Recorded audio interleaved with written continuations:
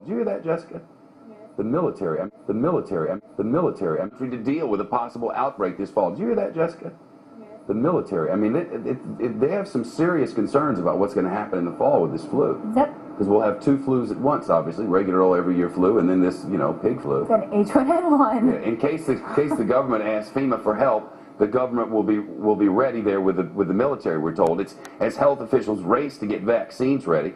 The U.S. government has just gotten 20 million doses, and we're told it could be getting ready to start giving those shots by October, even though the trials for these drugs hasn't even begun yet. Just minutes from now, a panel from the Centers for Disease Control and Prevention in Atlanta is expected to hold a news conference in Atlanta and give its recommendation on how the new vaccine should be handed out.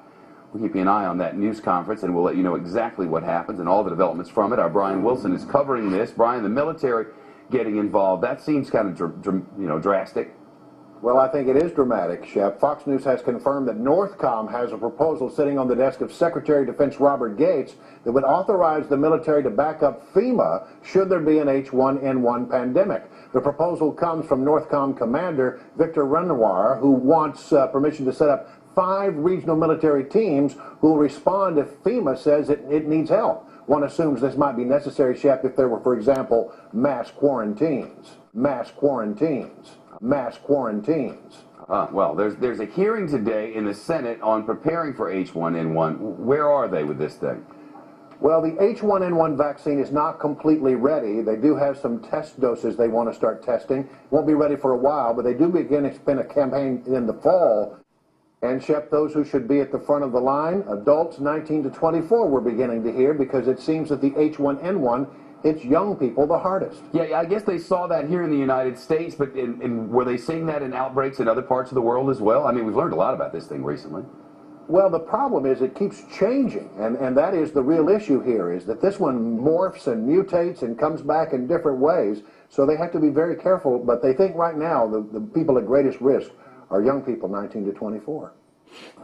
All right, Brian Wilson on Capitol Hill, and of course, reminder, we are tracking H1N1. Can we play that animation again? There we go. Be very afraid, be very afraid, be very afraid.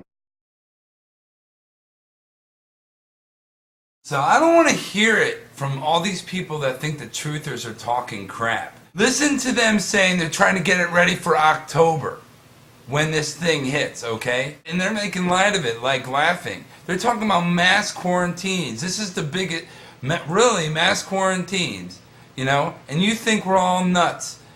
No, they're making a vaccine that you're going to have to take.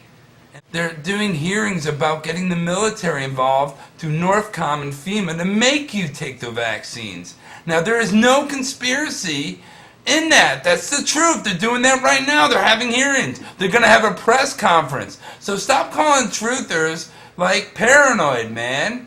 If you don't wake up and see what's going on, then you're dumb as shit. You're dumb as shit. It's on Fox News about the hearings. It's right in your face. It's right in mainstream. I just showed you that they're talking about quarantining and having 5 different military divisions through Northcom and FEMA. Just wake up. Wake up.